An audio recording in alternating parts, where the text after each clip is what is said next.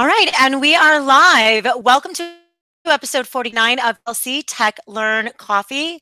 I am your host. Nancy Minicozzi will not be joining us this evening, or today, but we do send her our love. My name is Lisa Nowakowski. I'm a fifth grade teacher in South Monterey County. Just as a reminder, we have a 15-minute format because ain't nobody got more time than that. So tonight's coffee fact is, just by smelling coffee, you can begin to wake up. A group of scientists reported that simply inhaling the aroma of coffee can alter the activity of some of the genes in the brain, reducing the effects of sleep deprivation. And when you do drink that first cup of coffee, the caffeine reaches your blood fast, like 10 minutes fast.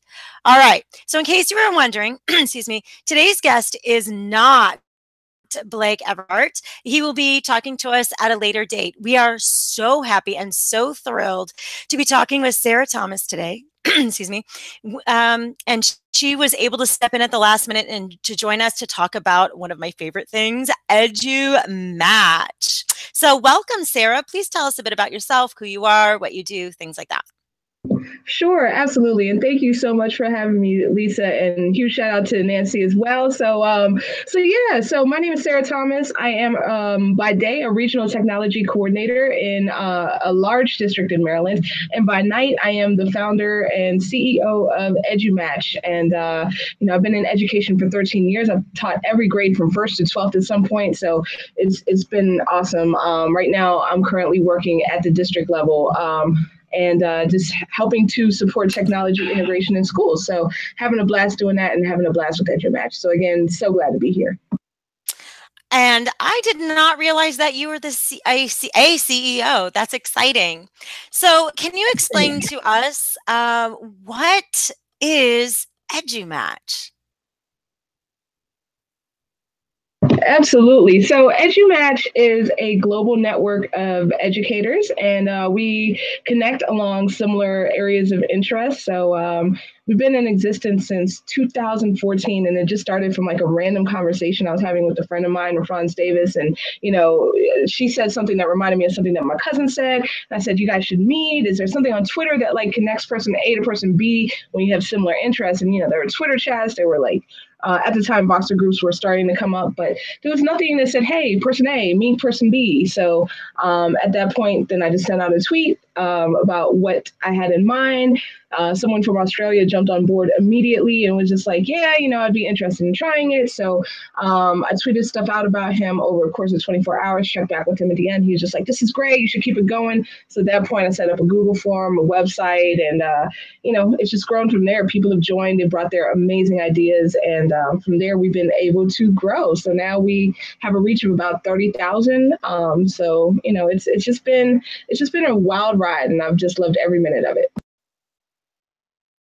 That is crazy. 30,000 educators connecting. Wow. Over one simple conversation and idea. I love that. And I love Ray Franz too. I'm such a fangirl of hers. It's ridiculous.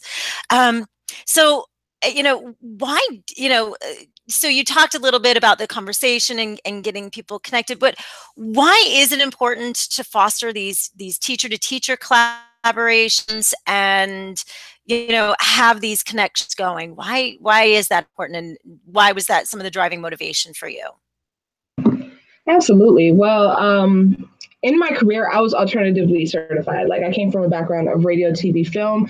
And I know my first few years I struggled. I was isolated. I was, I felt like I had no one to talk to except for my family, my friends. But, I had very few peers to chat with. There were some helpful people along the way, but, sometimes we just need to vent. Sometimes we need to be vulnerable, be open, share our ideas and things of that nature. So what PLNs allow us to do now is that now we can just kind of share freely without, any kind of fear of ramifications, punishment, or anything like that if we say the wrong thing as we're trying to grow. So, with PLNs, and I think that also another great thing is that you're able to have these deeper connections and get to know people like a 360 of someone.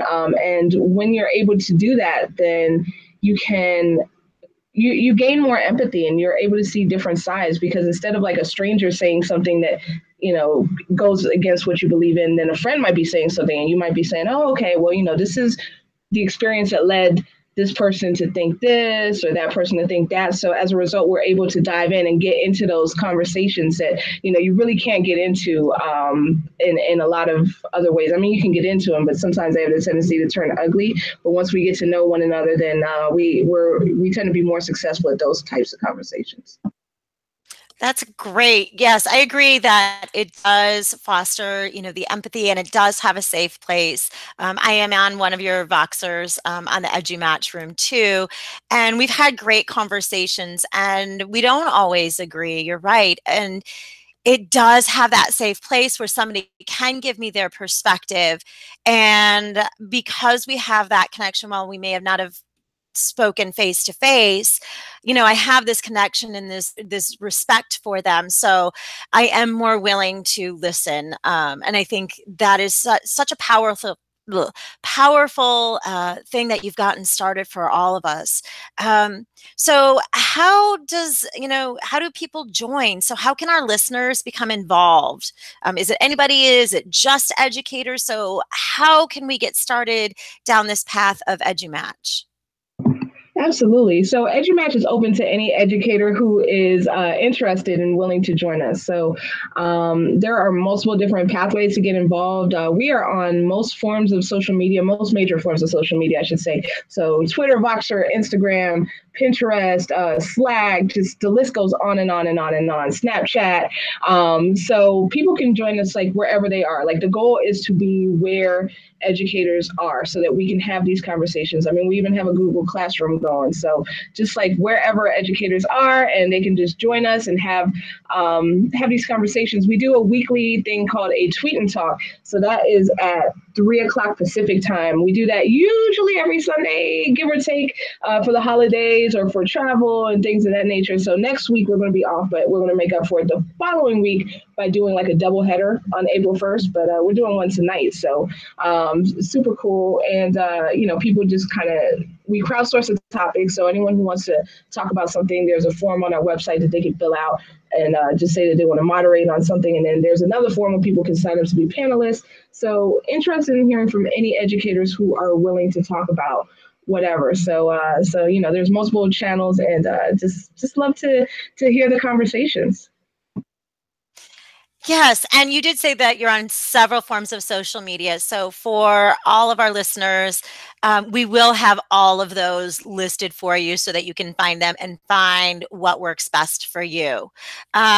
So I'm amazed, and this is my own personal question, just knowing all the things that you're involved in and all the different forms of social media that you're on. And, I know you had topped out one of your Voxer channels, one of your EduMatch Voxer channels at 500 people, which is crazy to begin with. So you opened up a second room for that.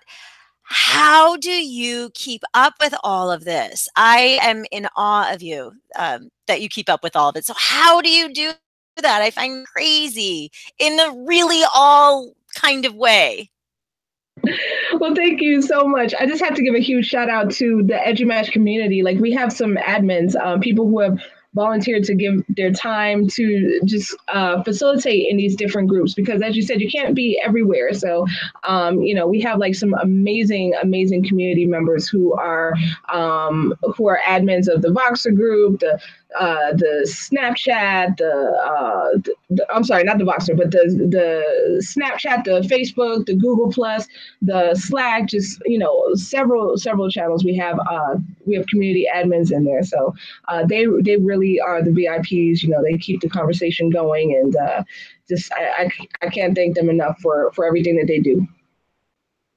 That's amazing. Okay, that explains some of it. I'm like, oh, she is just everywhere, and you're just so connected and so inspiring.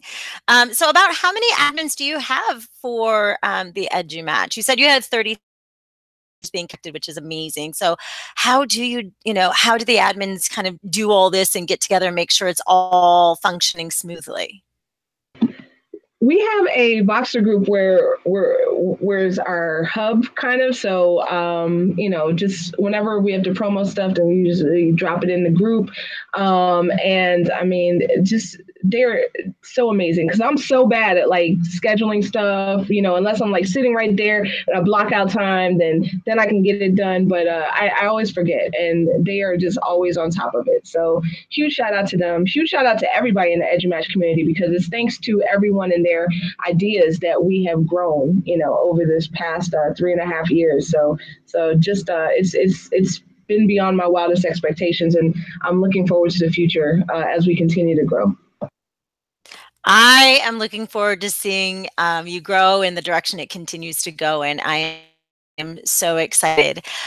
So is there anything else that you would like to add in? Those are all the questions that we have for you, but if you'd like to add anything else, we would love to hear it. Sure. So 2018 is it's starting to be a really big year for EduMatch. We just opened a publishing arm. Well, we started on it like back in 2016, and we've released 3 crowdsource books.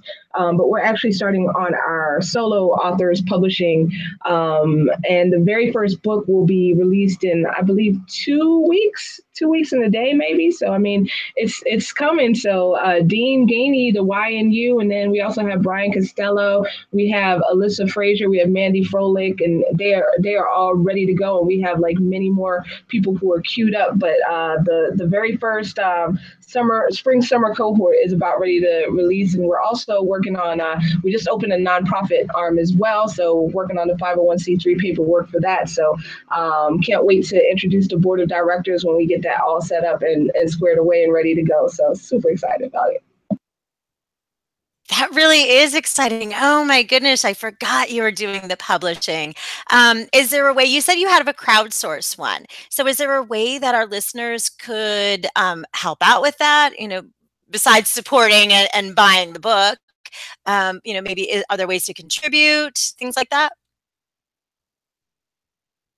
Yeah, absolutely. There is, oh my gosh, a short link that I can't think of off the top of my head right now, but anyone who wants to get involved, please just tweet me at Sarah the Teacher or at edu_match. We are currently accepting, we have a call out for contributors for the 2018 version of our crowdsourced book. So that's going to be released at the end of 2018. So a snapshot in education. So what we're looking for is just a snapshot of what you're doing in your educational space this year and just best practice. Last year, we truly went international with it. We had 6 countries represented, 4 continents. We had, I believe it was 33 educators and 1 student. So, I mean, we really want to just have, and 2 volumes, I should say, because they wouldn't all fit into one. It was like 500 some pages. So this year we want to have more volumes. So the more the merrier. So please come join us.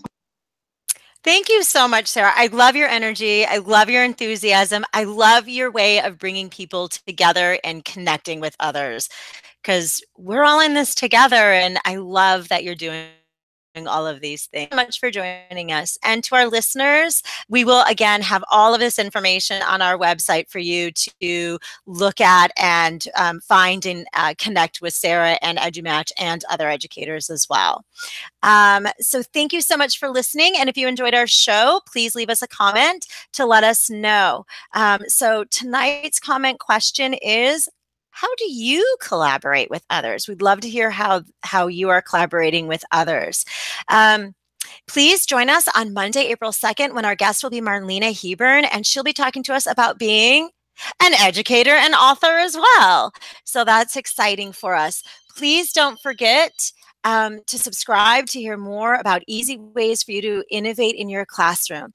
And also, we are always looking for guests to share the great things that they're doing in their classrooms. So if you know of someone who fits the bill, or if you'd like to be one of our guests, all the community members that are out there, please feel free to visit us at tlc.ninja and complete the contact form to let us know. Thank you, and we'll see you in a few weeks.